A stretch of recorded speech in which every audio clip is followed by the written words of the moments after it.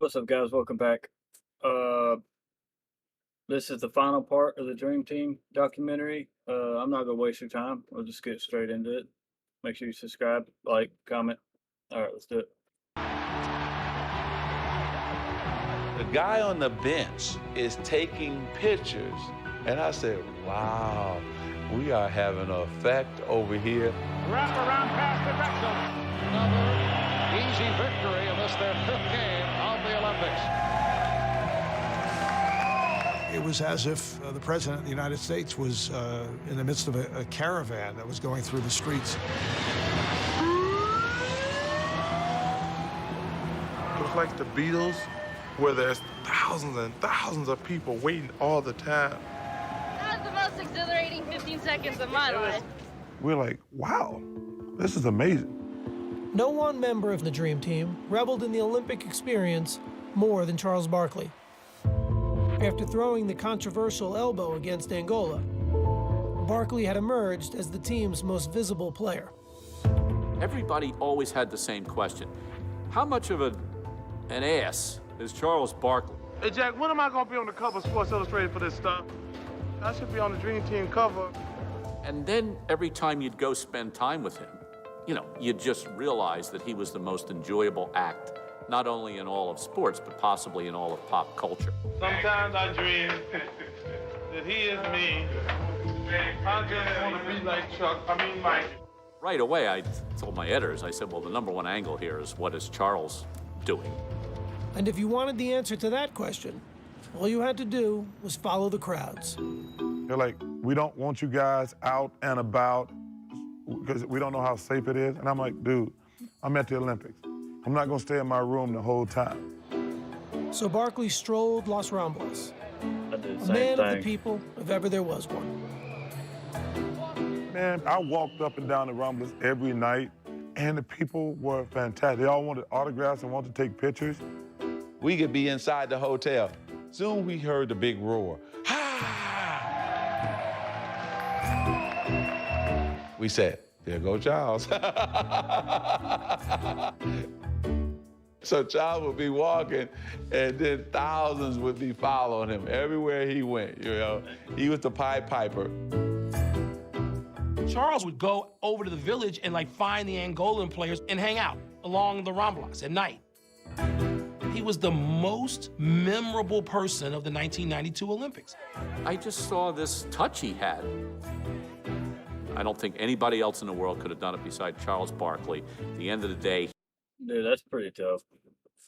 Charles Barkley is a pretty cool dude. A lot of people think he's like, a jerk for speaking his mind, even nowadays, But you can ask like all his friends and stuff. Everyone says he's a good dude. He's fun to be around. He's a people person, stuff like that. So it's cool to see this side of him still exist. You know what I mean? So that's pretty cool. Person of the 1992 Olympics. I just saw this touch he had. I don't think anybody else in the world could have done it beside Charles Barkley. At the end of the day, he was America's best ambassador. Barkley was celebrated for experiencing the Olympics on his own terms. More quietly, one of his teammates found a way to do the same. We had the motorcycle escorts, and we bussed through traffic like Dick Tracy. But this one day, we got stuck in traffic, and we're just sitting there and sitting there and sitting there. Finally, I said, that's it. Let's go. Anybody wants to go with me, I'm heading. He'd get off the bus, and his family met him. He started walking right through the middle of everybody, and nobody noticed him. I'm still on the bus, seeing him walk down the street, and I'm saying to myself, I would give anything to do what he just did. See, guys, this is called the Rhombus. See all the footprints? All right. So Los Ramblas, it's like Times Square or something. There's just so many people walking. I'm 6'1", I'm about the average size of everybody else on that little walk. So I'm walking with my family, and I have the camera, and nobody's noticing. You think it's the sunglasses that's fooling them? Must be. Hi, you're from America? Yeah. Whereabouts? Whereabouts? Massachusetts. Massachusetts. You been watching the Dream Team at all? Yeah, I want to expect. They're pretty good, aren't they? Yeah. no attention whatsoever. Finally, we ran across this lady who had the Dream Team and all the pictures on her T-shirt. Hi. Hi. Are you an American? But of course. You look wonderful. Why, thank you. She started speaking real excitedly about each of the players. And I said, have you had a chance to meet anyone? We met Charles Barkley the other night. Did you? He's a hell of a player. See, you got all the players right there on your shirt. Is Charles the only one you've ever seen? The only one I've ever met. Hey, guys, do you know any of those guys on there? I think my oldest son, Houston, ruined the surprise. That's my dad. Your dad? That's your dad? Too bad he's not here. You play on a I team? do, yeah. Who is that guy? I can't go anywhere without being bugged. Really not much different from Michael Jordan walking through here. For the players, surreal experiences had become the norm. But even more memorable were the unlikely friendships developing behind the curtain. It was a unique mix. You know, Larry Bird and Patrick Ewing became like best friends. I got a white guy from Indiana, and I got a brother from Jamaica. Patrick said I could pick his money. It took me 3 minutes. Now he gets a chance to come back and start picking on mine. Took me one. We were probably the two of the most unlikely people you thought that would be friends. But if you look, not only Larry and I got to be great friends, but all of those guys got to be much better friends. We all enjoyed each other. We all enjoyed the ride. And we got a sense of each other as men. Then, when we got to... I really like the part about the whole there is no black and white, you know what I mean? Like, I like that aspect of this. It shows, like, you know, how real good a game like basketball can bring people together that are, you know, from different nationalities and stuff like that, and different races and all kinds of stuff. It's pretty dope. Like when we were little, well, not really little, probably like 16, whatever. But yeah, like we played with all different kinds of people, and we loved every minute of it. We became friends with a lot of them. So like, I like that aspect of this, showing that. And y'all told me to react to Courtship of Rivals. Courtship of Rivals. He said it has a pretty good thing about the racial thing, but you know, there's no black and white, just people. You know what I mean? It's like that's pretty cool. Sorry, guys. We got a sense of each other as men. Then, when we got to the court, it made it even better. The Dream Team's chemistry turned out to be the hallmark of their success, as the players closed in on what they came for. Barkley now over the side leading Cheers. Their big margins of victory may have been a testament to their dominance, but numbers couldn't capture what made watching them so unforgettable. Guys played the best basketball you've ever seen in your life. It was literally like great poetry or great art. At times you feel you're watching a performance, a concert, rather than a basketball competition. This was fun. This was like, it's how basketball's supposed to be. They're just having fun. And at the center of the fun was the team's biggest star, who had come to Barcelona at the peak of his powers and shown how much his popularity had exploded. I will say this one thing about Michael Jordan. I've been around other celebrities in my life. I've never seen people react like they do to him. People go crazy when they see him.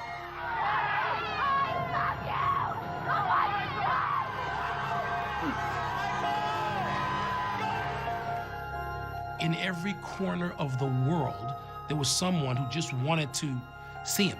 Please, Michael Jordan! No one had the sort of pull. Yeah, he's got that Elvis Presley slash Michael Jackson effect on people, you know what I mean? Like, people just went crazy. It's crazy, like, you know, I think one of the reasons why me and a lot of people always thought he was the GOAT, maybe it's because, partially, it's because of how popular he was. The Nike brand, you know, the Air Jordans, the Jordan brand, period, was so big that it kind of gets in people's mind because, like, everybody pretty much knows about this guy. So maybe we're kind of getting blindsided by the fact that he's just super popular. But he's a great player, and his accomplishments are great. But I'm thinking maybe there's some reason some of that is because of how popular he is. Corner of the world, there was someone who just wanted to see him. Please, Michael Jordan! No one had the sort of pull, the gravity that Michael Jordan had. Jordan had initially come to Barcelona reluctantly, but an early morning trip just before the gold medal game revealed how meaningful his Olympic experience had become. What time in the morning is it right now? 6:30, 6:45, 7, something like that. And I'm drinking coffee, so it's gotta be early. Can we go now? Where you from? Albuquerque? Albuquerque, New Mexico. Big fan of yours. Everyone's a big fan of yours. Your name? George Hirsch. George, how you doing? I'm doing Michael great. George, nice to meet you. Last night I hit my wall, man.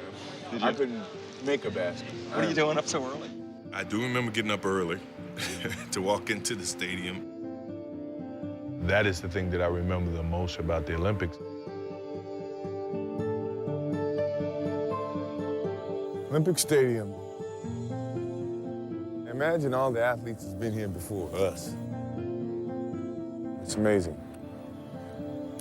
What about Edwin Moses? Won 122 consecutive races. Who? I think everybody's got something to cherish. I think this is something that my kids are gonna love one day.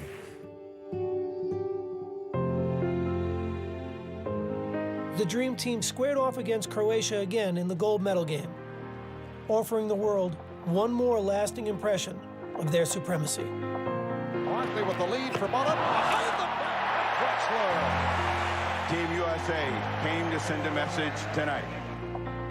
We wanted to win and we wanted to dominate, but how we did it, sharing the ball, including everybody. We did it as a true team. The U.S. has defeated Croatia 117-85, and they have won the gold here in Barcelona. Man, still beat him by more than 30. It's crazy. Campeón olímpico y medalla de oro, el equipo de los Estados Unidos de América. There was never really any doubt the Dream Team would win gold in 1992. But as they Lithuania got third? Dude, I've never heard of Lithuania until the Ball brothers went there. Their dad, or made them go there, I don't know. But I didn't hear about them at all until that happened. So I didn't even know. They got third, though. They must have been, I wouldn't say they were good, because the Dream Team looked heck of them, probably. But they're better than the other people if they got third, so I just wanted to point that out. El equipo de los Estados Unidos de América. There was never really any doubt the Dream Team would win gold in 1992. But as they walked back onto the court to get their medals, the moment still overwhelmed them. I was 1 year old. You saw a lot of tears from players. It was a very proud moment for me because anytime you represent your country, that's a prideful thing.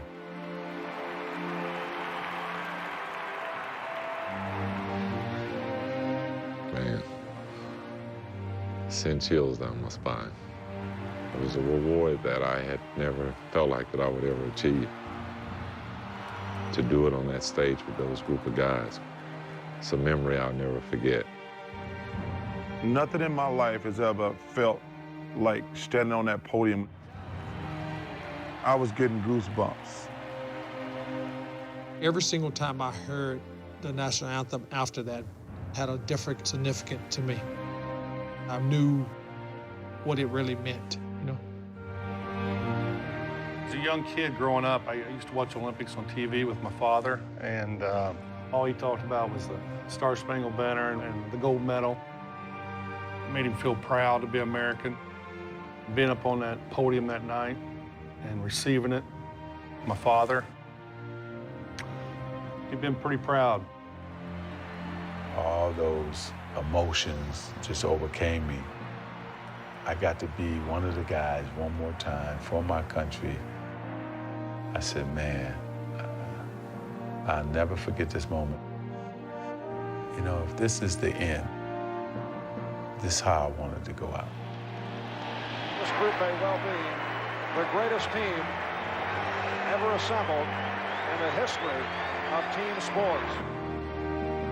But when the medal ceremony was over, another realization began to settle in. When I walked off, I remember thinking that whole dream has come to an end. The next season, every Olympian except Magic Johnson and Larry Bird would return to the NBA. Michael Jordan and Scottie Pippen would win their third title against Charles Barkley and the Phoenix Suns. On the way to 6 championships overall, the last 3 with Tony Kukoc. Eventually, other members of the team would also win titles. But each NBA player on the Dream Team would reach the Hall of Fame.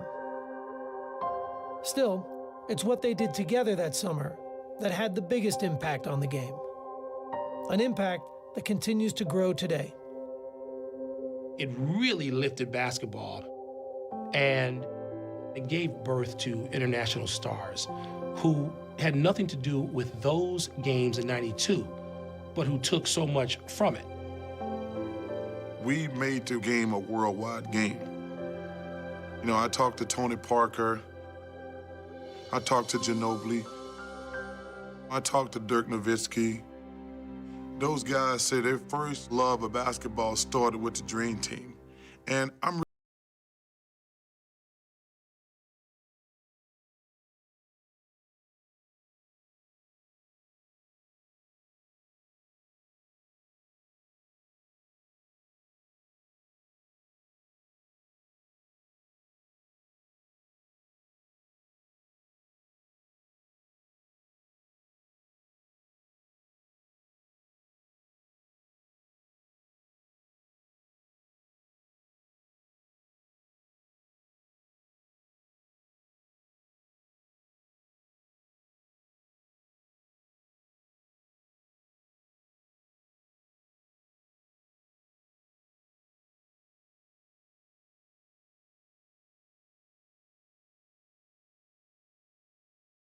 You know, clearly everybody reminds me I never won a championship.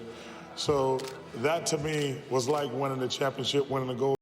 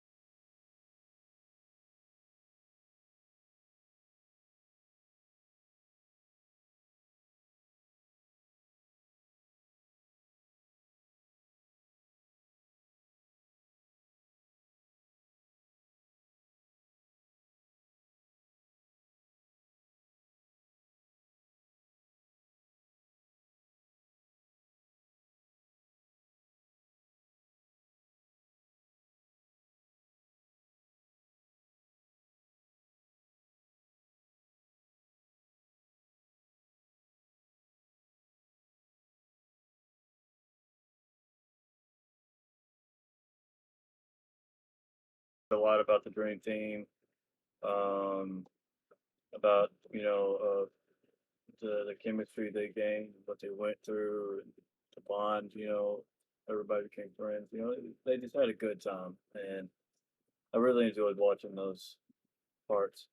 Um, Anyway, yeah, y'all got like, subscribe, comment, video suggestions, anything, comment, any questions or whatever. Yeah, I guess I'm gone. Peace.